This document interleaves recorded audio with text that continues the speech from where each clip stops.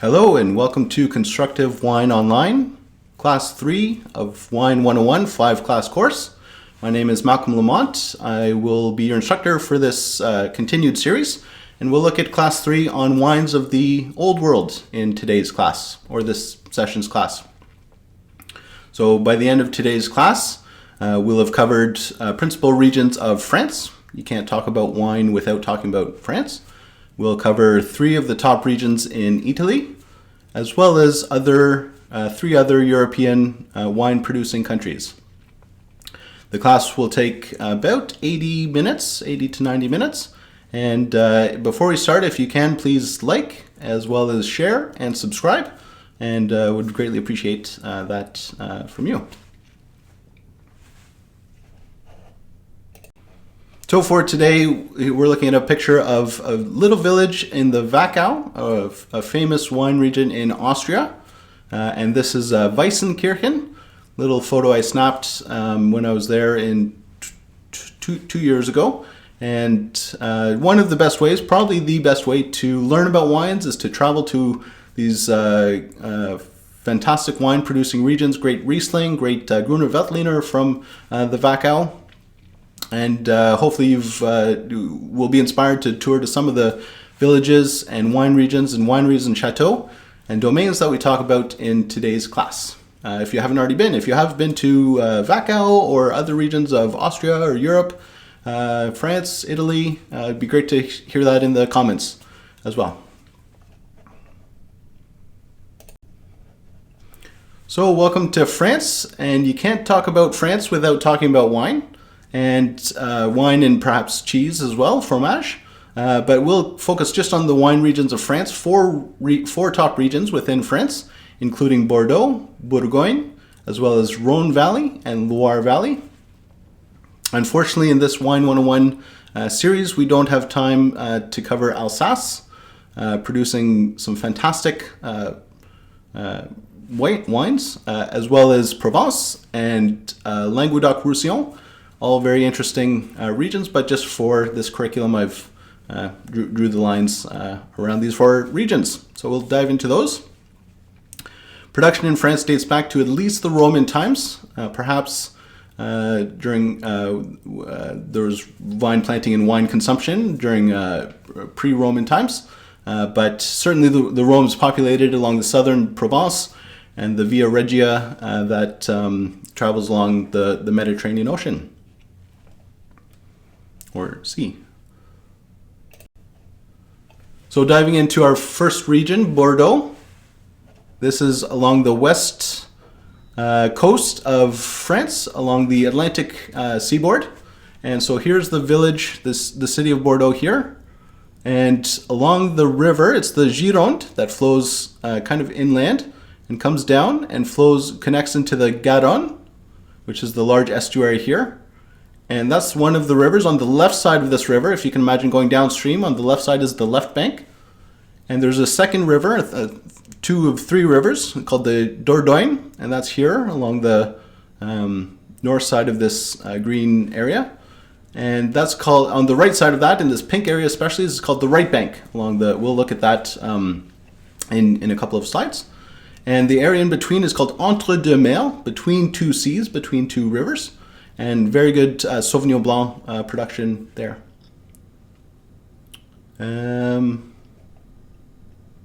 Just pause my cursor. There we go. So Bordeaux is the number 1 wine producing region in terms of quality and volume. AOC Bordeaux, so Appellation Origine Contrôlée, the guarantee that it comes from Bordeaux or other regions in France is the AOC.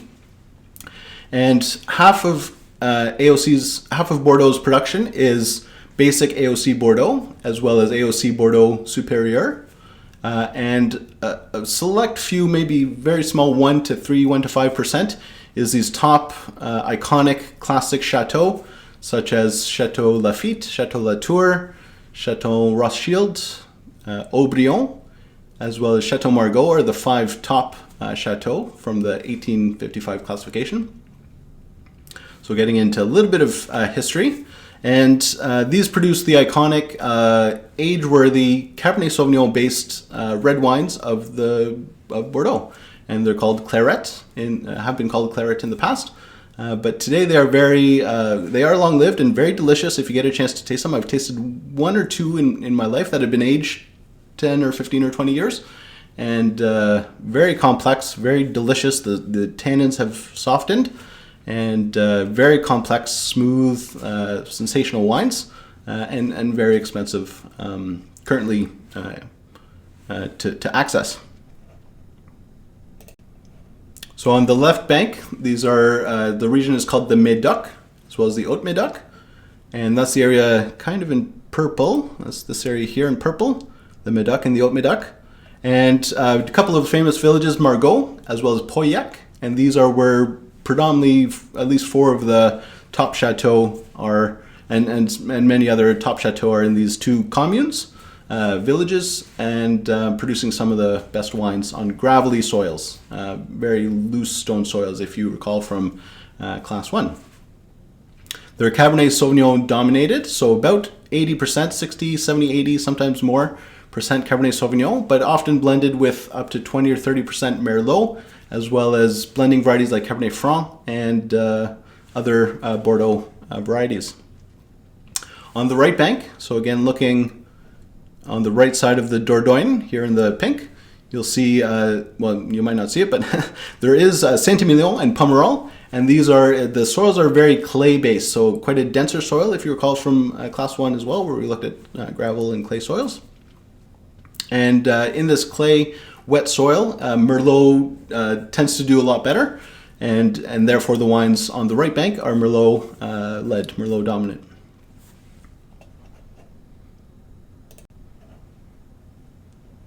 Entre-deux-Mers, the green section here, is famous for Sauvignon Blanc and Semillon, another white grape variety. And Semillon vines also produce delicious dessert wines. It's very thin skins, and it's does well with noble rot, Botrytis cinerea, producing very rich, very lusciously sweet, complex noble rot dessert wines from Chateau Yquem is the top of the top, and other great Chateau and Sauternes, as well as Barsac is a neighboring dessert wine region. Okay, so Bourgogne is our next region that we're going to look at, and Bourgogne is a very interesting region. We'll look at the grape varieties and the regions, but I'll just split it up into, I believe it's 7, including Beaujolais, but we have Chablis in the far northwest. There might be 200 kilometers separating the village of Chablis from Beaune, here in the kind of orange pink maybe. So it's quite the distance, and it's over a hill, mountainous terrain. So the Chablis actually falls in the Paris basin and goes out towards Paris and the Seine River. And the wines are very high acid, based on Chardonnay, but it's a very cold climate. This is about 47 or 48 degrees latitude north, so very marginal wine producing region. Champagne, for example, an even more marginal or even more precarious and colder climate, is a little bit further north and to the east. So we have Chablis, we have Côte de Nuit. This is where the famous domain producing the most revered Pinot Noir in the world, and some of the best vineyard sites. And Climat is a vineyard site, and terroir. Have you heard the term terroir? We did cover it in class 1, and just to recap, so the terroir of Côte de Nuit is east-facing, slopes, so it's on a hillside slope on an escarpment, and along with the Côte de Beaune, it makes up the Côte d'Or, D''or, Côte d'Or, and they face east or east-southeast, and catch the best sunlight. So east-facing and south-facing slopes in the northern hemisphere tend to produce very high-quality wines given good soils, which both the Côte de Nuit and Côte de Beaune have excellent limestone clay soils. Hope it's not too technical, but I'll try and keep it interesting for if you have some background or find it interesting, and try not to go too high or too low, and hope you're enjoying. Carrying on, we have Côte Chalonnaise, so around the village of Chalon, here along the Seine, and it's in the purple, and 5 classic villages. A little bit further south we have Mâconnais from the town of Mâcon, which I believe is here. And in the south we have Beaujolais as well, producing Gamay Noir, almost exclusively, 99% Gamay Noir in Beaujolais.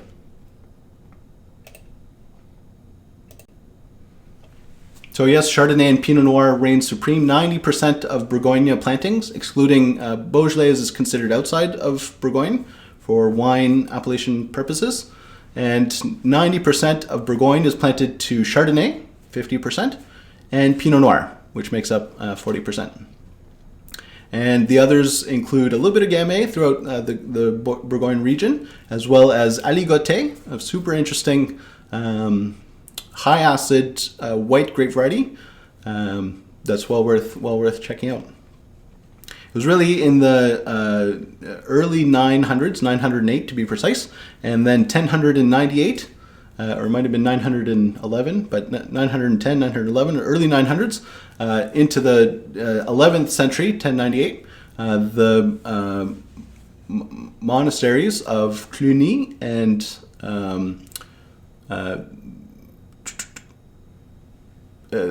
anyways, two monasteries planted and really picked out the best vineyard sites, enhancing Pinot Noir clone types as well as site selection from Pinot Noir and Chardonnay. So the best Chardonnays and Pinot Noirs have been planted in this area in the right sites that have been very calculated to very minuscule, within very small climat and terrains, very precisely defined. The wines can be sublimely divine. They can be hit and miss at times depending on region and producer and vintage. A lot of vintage variation in Bourgogne, meaning it's very far away from coastal influence. So continental climate and vintages can be quite variable. So if you look at a better vintage or a worse vintage, it can make a bigger impact in Bourgogne than say Bordeaux, or especially Mediterranean climates like we'll look at the Rhone. So, but the wines in good vintages from good producers and good terroirs are, yes, divine, sublime, and quite pricey.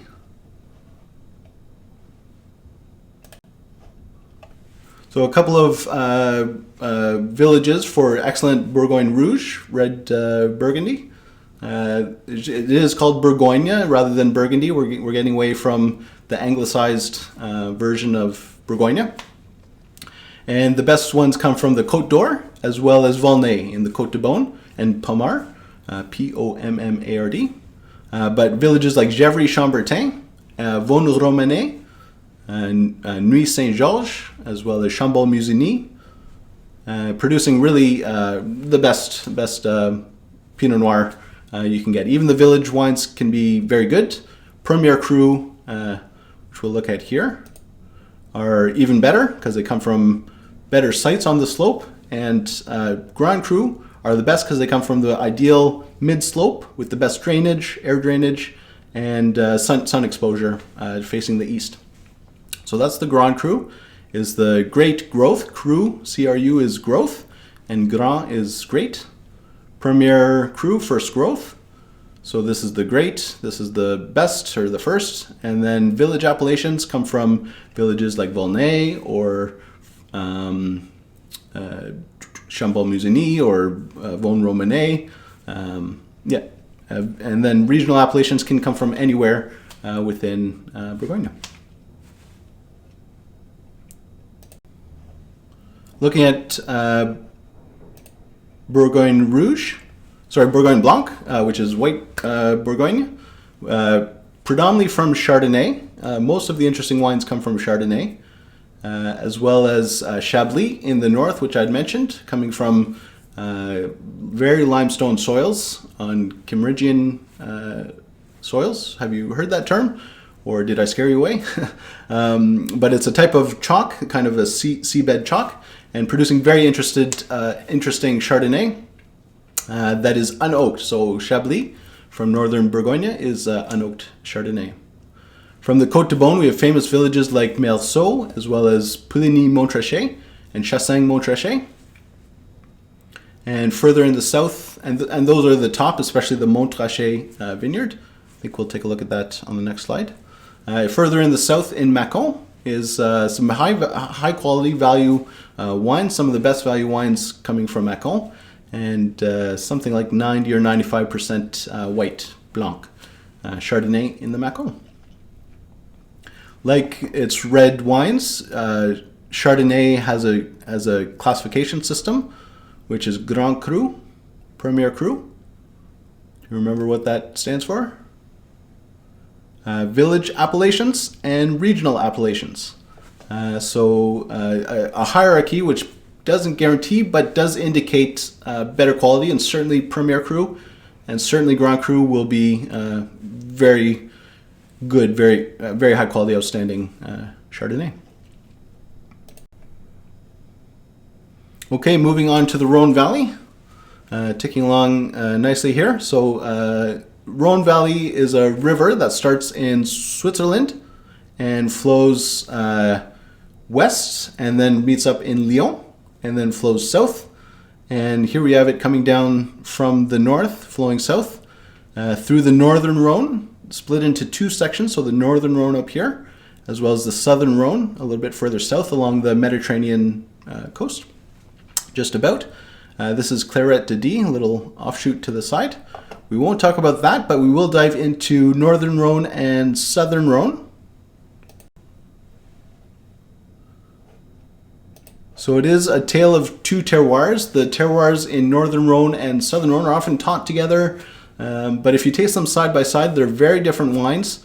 Not completely different, but very different. And especially in the north, it's a moderate climate with different soils, and principally just Syrah in the north if it's a red wine, and Viognier in the north if it's a white wine. And there are a couple other blending white grape varieties. In the south, different varieties, Grenache, Syrah, Mourvèdre, so GSM, which is a blend you see famously in Australia as well, which is a great style.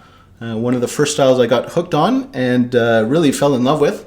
And so this is a Grenache, Syrah, Mourvèdre, GSM. Well, this is actually Grenache, Syrah, Cinsault, but I'll tell you about that in just one sec.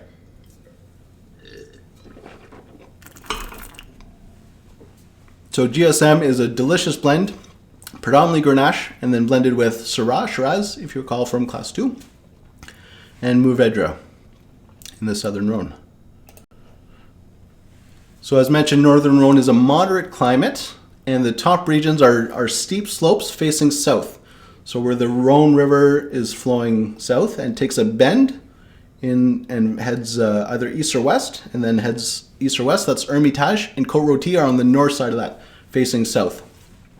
So all that means is that you get a very steep vineyard right along the river, facing the sun, so it catches a lot of sunlight and ripens the grapes. So these Syrah from Hermitage, Syrah from Côte-Rôtie, they are very dense, very chewy, delicious, complex, age-worthy, relatively accessible wines, considering the high quality. Certainly a Syrah lover. If you're into Syrah, it doesn't get much better than that. Hermitage and Côte-Rôtie. For whites, Condrieu is a similar enclave, producing Viognier, concentrated Viognier white wines. And the difference in production between Northern Rhone and Southern Rhone is about 5% in the north, and the rest in the south. In the south, the climate warms up. We have these little rocks, about little galets, and they absorb a lot of the heat throughout the day and ripen these gnarly, low-lying Grenache vines, and produce really rich, especially in Châteauneuf-du-Pape. Have you heard of this region?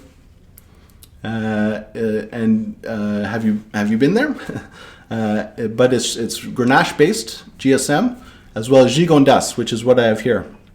So this is a Gigondas Grenache Syrah, and rather than Mourvèdre, they use a different variety called Cinsault. But very complex, This is Gigondas. A little bit of that black pepper coming out now. I was getting a lot of leather, tobacco, that blackberry jam almost, blackberry juice, like ripe blackberry.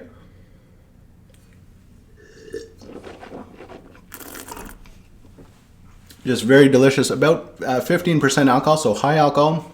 Châteauneuf-du-Pape. These are hot climates, or at least warm climates in the Mediterranean, with the ripening and low yields from the top regions of Châteauneuf-du-Pape and Gigondas.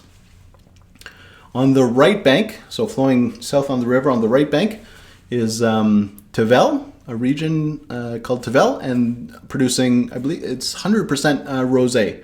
So very interesting, a little bit darker color, but also based on Grenache and potentially GSM, and very, very nice style. One of the few age-worthy rosé wines of the world. One thing to mention is the AOC, Appellation Origine Contrôlée, so the controlled origin, the controlled naming of the origin. Côte du Rhône, for example, or Châteauneuf-du-Pape or Champagne is an AOC. You know, we're familiar with port and some of these AOCs. But this one here, Côte du Rhône, is where a lot of the production comes from. It tends to be fairly stretched Syrah or Shiraz, so they can be good value at $20 roughly Canadian here in the Ontario market. But can be a little bit not as aromatically concentrated as a Gigondas or higher priced, lower yield wines. But still very, very good value. Also predominantly Grenache based for Côte du Rhône. All right, so moving on to our fourth and final region for France. So this is the Loire Valley. Sorry, I forgot to mention the credits for the photos. We had Bordeaux.com from the interprofessional trade body. We had Vin de Bourgogne for Bourgogne, and we had Vin Rhône. We'll just go back, sorry. Oh, not letting me go back. Okay, carrying on. This was Vin Val de Loire. So credit to the maps from the interprofessional trade bodies for these great maps. So here we are in the Loire Valley in northwest France at about 46, 47 degrees latitude. And have you heard of Vouvray or Sancerre or Muscadet Sèvres Men? Or what about Sévigné? These are some classic wines, and they come from the four regions. So we have here along the coast, the Atlantic coast in northwest France, we have the Muscadet region. Moving in, we have Anjou-Saumur. In the green here, we have Touraine. And along the kind of aqua blue on the far inland, this is quite a distance. It's Loire is France's longest river. So quite a distance inland, and past Orléans, it turns and flows north and flows west at Orléans. So coming up the river, we have eastern regions of Sancerre and Puy-Fumé.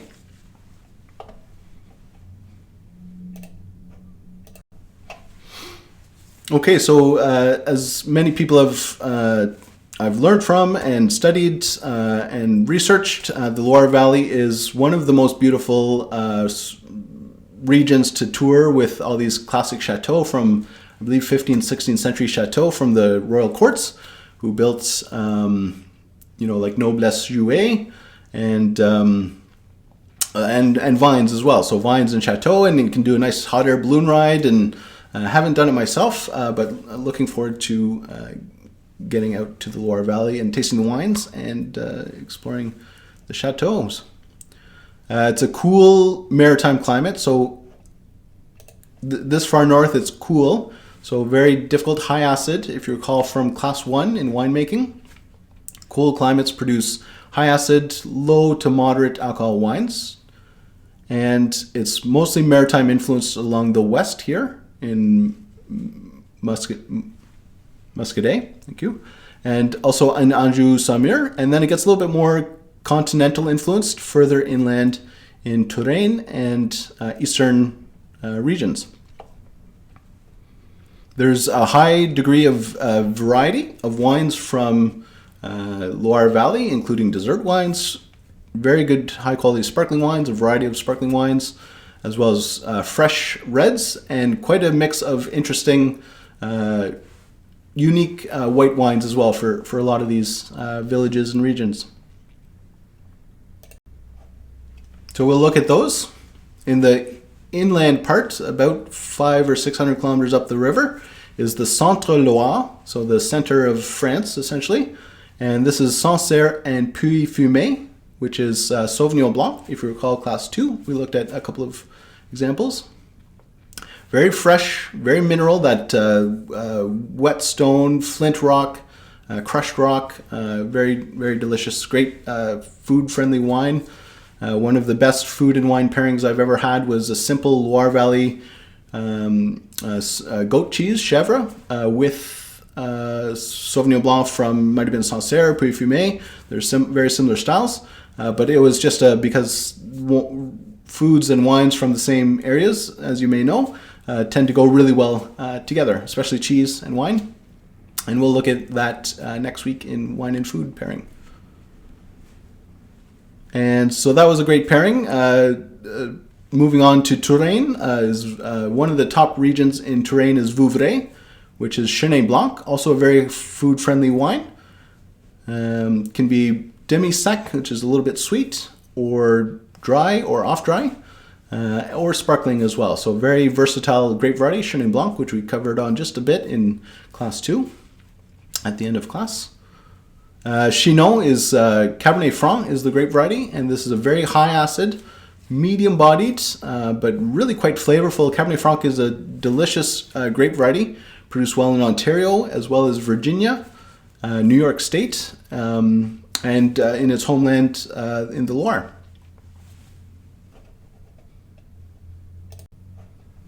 So there's Muscadet on the west coast, kind of in the pinkish red here.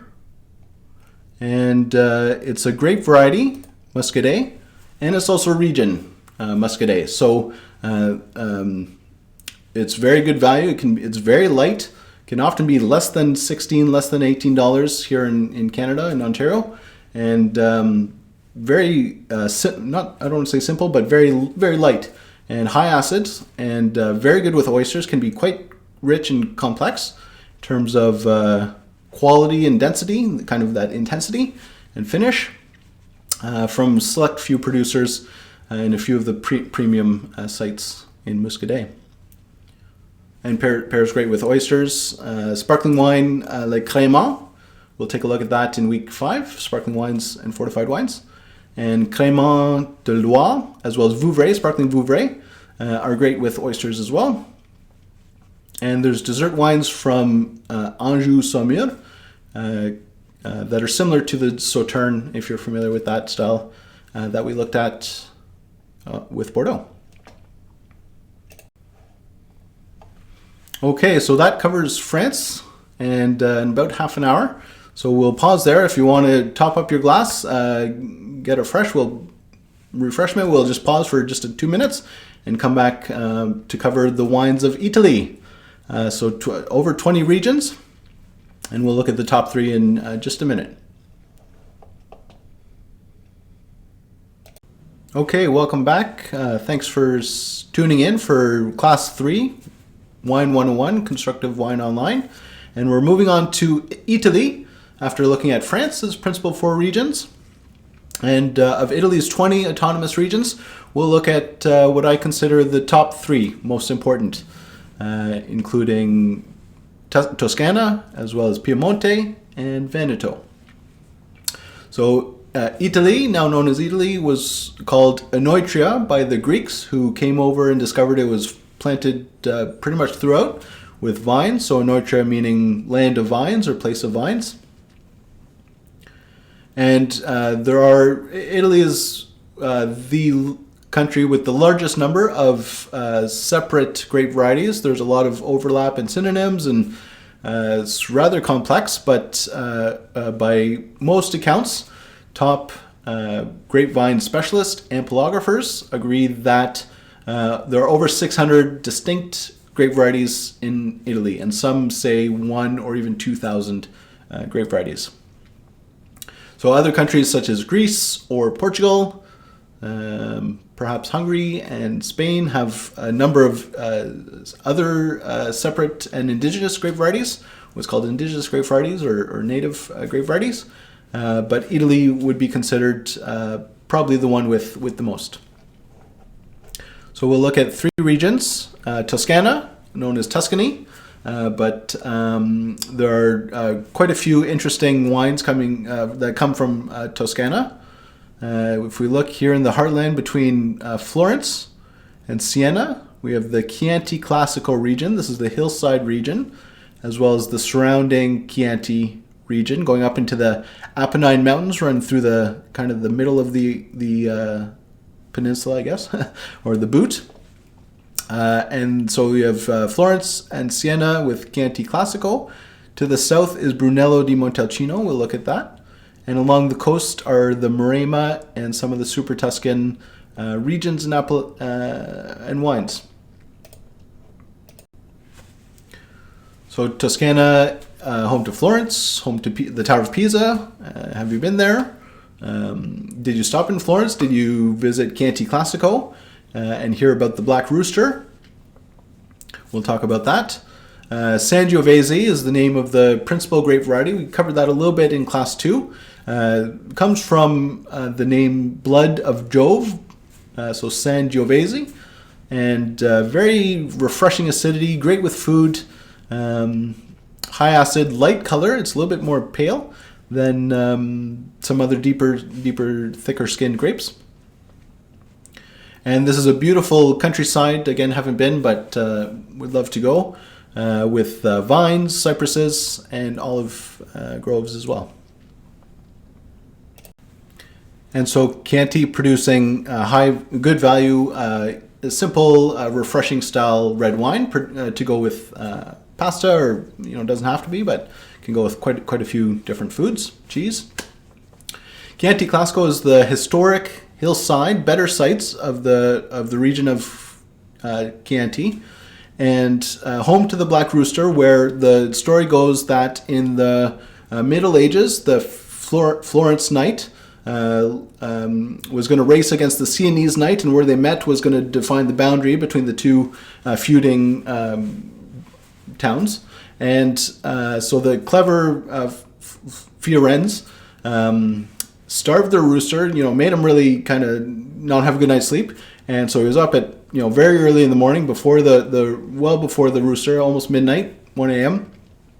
And so the Florence Black Rooster crowed at 1 a.m. and that was the go sign for the Florence Knight. So he started to march down and works his way down towards Siena. By the time the Sienese Black Rooster woke up and crowed, and the Sienese Knight went to meet the Florence Knight, they had drawn the boundary quite a bit closer to Siena. So that is the story of the Black Rooster, and you'll see it if you have a Chianti Classico with you now, or next time you go to a shop, or maybe you already knew, should see a label from the Consorzio, the collaboration body, marketing body for Chianti Classico, of the Black Rooster on the label. So that's Chianti Classico. Further to the south, a little bit warmer. It's a little bit lower on the slope along these mountainous region in central Italy. And you have Brunello di Montalcino, so the village of Montalcino. It's a warmer region, so riper Sangiovese, which they call Brunello. Again, there can be a lot of synonyms and different names for the same grape variety. And in Montalcino, they call Sangiovese Brunello, so Brunello di Montalcino. And it's very complex, can be very delicious, and rich, full-bodied Chianti or Tuscan wine. Lastly, for Tuscany, and just like to mention, the map is Wine Folly, a great pioneer in wine content production and online wine courses and wine schools. So really great map, thanks to Wine Folly. So along the coast here in Toscana, We have Maremma and some of the super Tuscans. Have you heard this term? Or tried some of the wines like Sassicaia or Ornellaia, Tiganello? And these are what's called IGT, so Indicación Geográfica Típica, which is generally a lower class of wine. But these are such high quality wines. They're blended with international varieties like Cabernet Sauvignon, Merlot, Syrah, other grape varieties as well. And so they kind of gave it a euphemism, so super Tuscans. And these are the best quality coastal wines, though they're not labeled with the higher tier DOC and DOCG. So if you've seen that on the label, or if this is new terminology, then it just indicates that it's a guaranteed DOCG, Denominación Origen Controlata y Garantita, or DOC, Denominación Origen Controlata, that they come from that appellation, that region. And so these super Tuscans come from a more general region of IGT and are produced with grape varieties that are outside of the traditional style grape varieties as of the late 19th century. So certainly by the 1970s, early 2000s, the super Tuscans were not taking over, but well on the way to international fame. And they are very high quality, delicious, world-class wines. Moving now a little bit to the northwest in Piemonte. So here we have Toscana on the coast, and up here in the foothills of the Alps, Piemonte or Piedmont or Piedmont in French. And you have the Ligurian mountain range here along just before the coast and the Cinque Terre.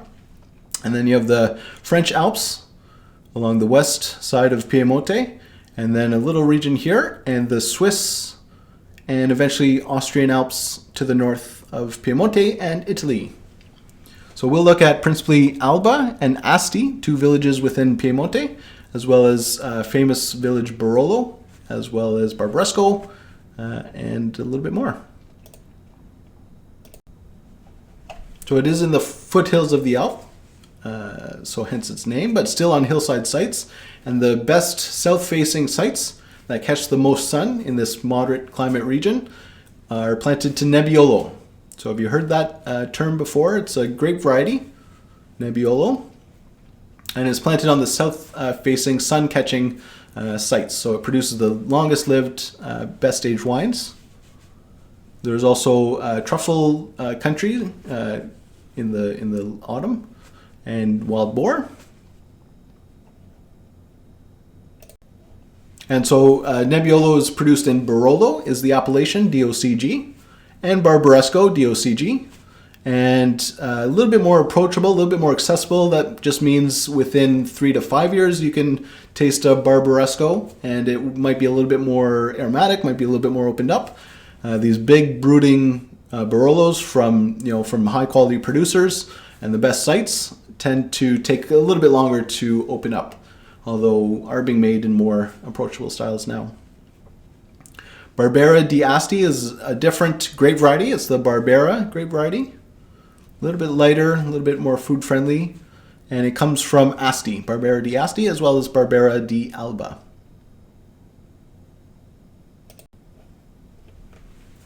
Also from Asti is Moscato. Have you tried this wine? Have you heard of this wine?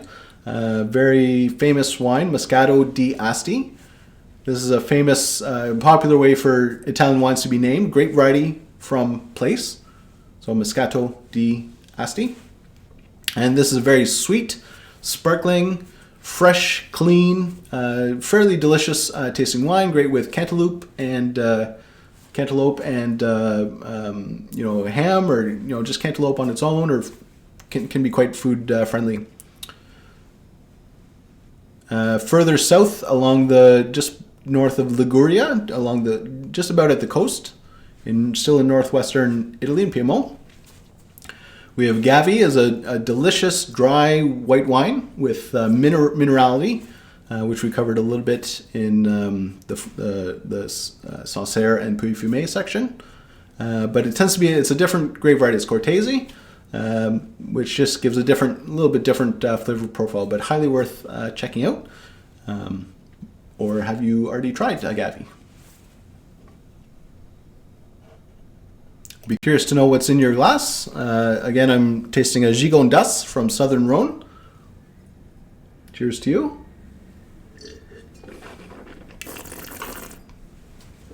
And our third region for Italy is the Veneto. Here we have Venice, along the canals of Venice, along the coast. And it's very flat terrain, just about entirely flat throughout this southern part. Get a little bit into the foothills of the Alps and the Dolomites here in the north. So Conegliano Valdobbiadene, there's a mouthful, is the classic region for Prosecco. And that's in the steep hillsides, very, very heroic viticulture, they call it. And Prosecco itself comes largely from this flat plain here, and can go all the way into Friuli, Venezia Giulia, the neighboring region to the east. Also in the foothills, the best sites of Valpolicella, Valley of Many Cellars, Valpolicella, are here in the red around Verona. And just to its east is Soave, where again the best vineyards are in the hillsides of the Alps.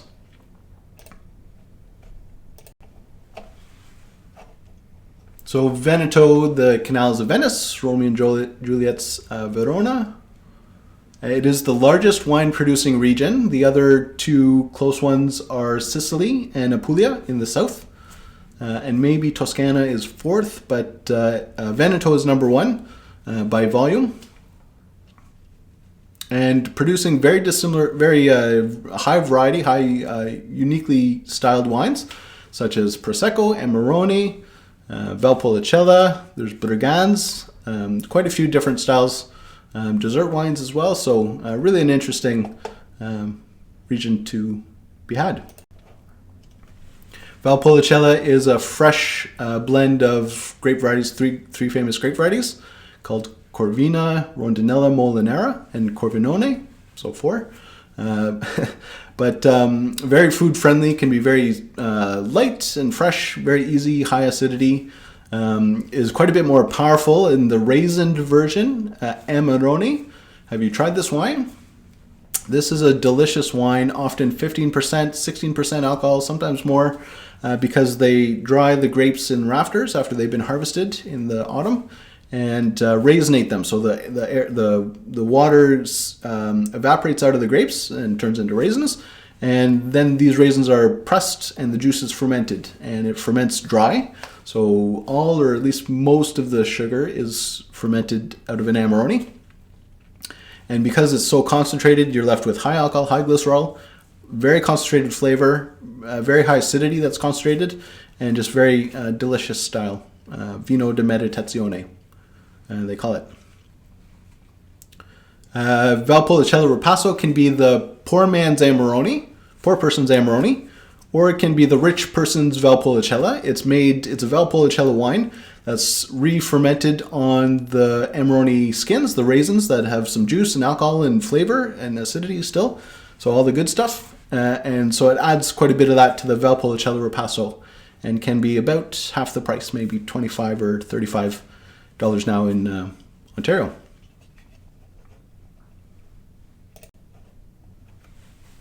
Soave Classico is produced by Garganega, is the grape variety. And these are high acid, refreshing, delicious, food-friendly wines from the better sites, the Classico region. Just like with Chianti Classico, that hillside traditional wine growing region, rather than being extended out to the kind of flat plains where Soave can be overcropped and quite thin. Very similar story with Chianti and Classico and Chianti. Soave, Classico, and Soave, and Valpolicella, Classico, and kind of the plains of Valpolicella as well. So the Classico name is a good name to look for, especially from these regions. Pinot Grigio is grown largely around the flat plains where it's high yielding, maybe irrigated, and very high yield, so very thin, light, neutral wines, delicious, friendly. Don't have to think about it. Can enjoy it on a patio in the summer or with food, or maybe you just prefer light wines, and they can be great. So that's a good style to check out. If you're looking for a little bit more interesting, concentrated, and better, or at least more, more interesting terroirs for Pinot Grigio, just to the northwest is Trentino Alto Adige, a region within Italy, of course. And to the east is Friuli Venezia Giulia, and both can produce very high quality Pinot Grigio wines.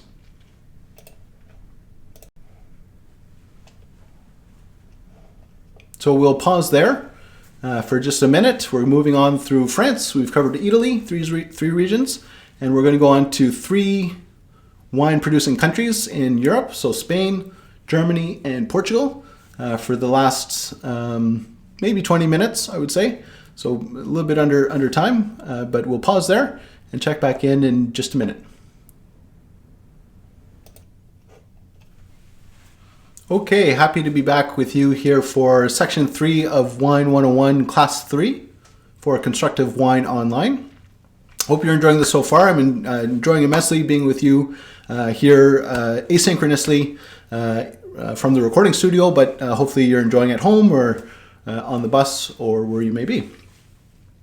So we'll look at three countries, 3 European wine-producing countries. They are all large wine-producing countries.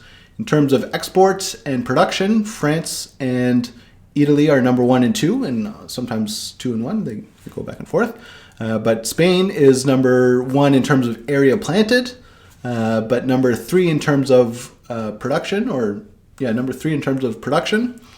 We'll also look at Germany and Portugal, who are within the top 10 of worldwide production as well. So here we have Spain, and it's really interesting borders. So I drew kind of roughly here France coming to the northeast, and the Pyrenees mountain range. Have you heard of that term? The Pyrenees, large mountain range here. And to the east is the Levant, the Mediterranean Sea, so along the warm Mediterranean. Strait of Gibraltar in the south. Fairly roughly drawn Portugal to the west of the Iberian Peninsula, and the Atlantic Ocean to the north. It's here in the north that the rain in Spain falls, not mainly on the plains, but here in the north. On the plains, it's quite dry. They have low density plantings in La Mancha, the central region, because it's so dry and there's very little water, so the wines are very spaced apart. And throughout much of Spain, it's very dry and warm, so high acreage, high area of planting, but lower density. So it's the largest area planted to vine, warm arid climate, and produces very interesting wines. We'll see maybe half a dozen of them today, but very interesting from sherry. We'll see in Class 5. Fresh whites in the fresh white wines from Albarino in the northwest, Valencia, Rioja we'll look at, very interesting throughout. Rioja is the first DO, Denomination Origine, so regional name, appellation of Rioja, and that was in the early 20th century. And then in early 1990s, it became a DOCA, Denominación Origen Calificada, so qualified, and a little bit higher rung, or the top rung, and produces mainly reds from grape varieties like Tempranillo and Garnacha, and can age very well, both in barrels, these red wines. If you want to look at Class 1, the winemaking section, aging beautifully, giving a little bit of vanilla flavor, clove, toast, baking spice, and really an interesting style. Very food friendly and underpriced, I would say. Some good value. In the northeast, along Barcelona, just to the southwest of Barcelona, so northeast of Spain, but close to Barcelona, we have Priorat. So this is an old priory that was ancient priory, or from the Middle Ages, and recently revived, maybe in the late 70s or 80s, I would say, and became a DOCA, so the second Denominación Origen Calificada. And these are very old vines. It's rugged terrain, very craggy, mountainous, steep slopes, and gnarly Grenache or Garnacha in Spain, old vine wines. So very rich, very concentrated. These old vines produce very small berries in this hot climate that are raisined and very low yields. So the price does go up, but very rich. If you like a full-bodied, powerful red wine from Grenache, Chateauneuf du Pape, of course, but Priorat is probably a lesser known, better bang for your buck, or certainly very, very complex. Again, in the northwest, along the low river banks, the Rias Baixas, we have the coastal green region where the most of the precipitation falls in Spain. And the grape variety is Albarino, producing fairly fresh, medium-bodied, 12-13% alcohol wines. Great with shellfish, seafood, very food-friendly wines. Barbecue. Cava is a traditional method sparkling wine. Can be very low cost or relatively accessibly priced. Found from Pinedes. So it's grown throughout Spain, but 90 or 95% is here in the northeast around Pinedes. And very tasty traditional method.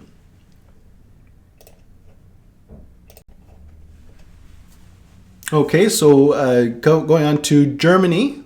Has anybody heard of Mosel? Mosel wine region. This is probably the most famous of the Anbaugebiet. There are 13 wine regions in Germany and producing delicious, medium-bodied, light alcohol Riesling wines. And in other parts of Germany, some really good high-quality Pinot Noir. So the Mosel is a winding river that starts in France and flows from the western border of Germany into the Rhine River, which flows north. It's the principal river of the area.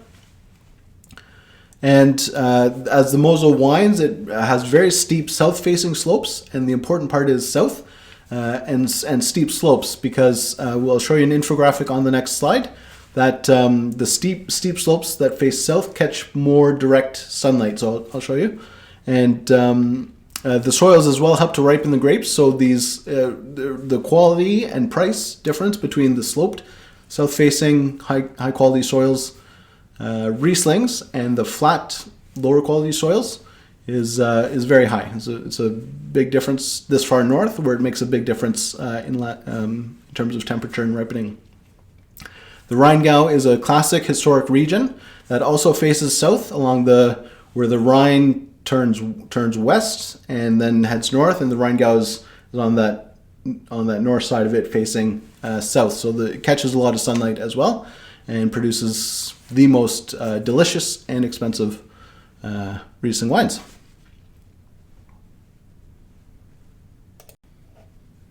So this is an infographic that I designed some time ago, and just to kind of break it down, it's essentially that in a northern hemisphere, such as Germany or British Columbia, let's say, a south-facing slope is so an equator-facing slope in the southern hemisphere, it faces north, but in an equator-facing slope is going to catch more sunlight per area than the flat.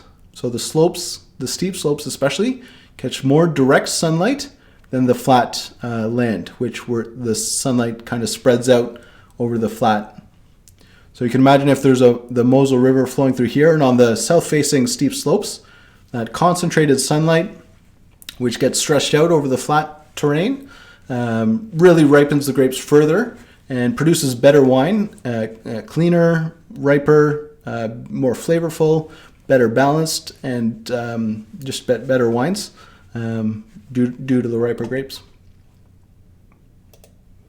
This also applies in Champagne, if you think Montagne de Reims, as well as many other regions, Savinière in the Loire.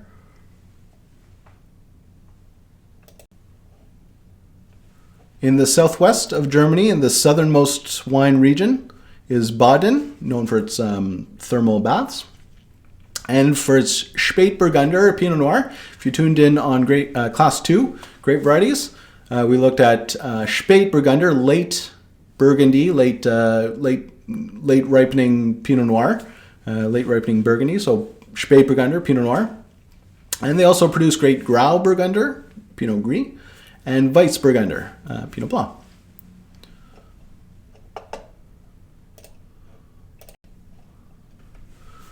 And moving along nicely on to our final country, Portugal. Just take a sip.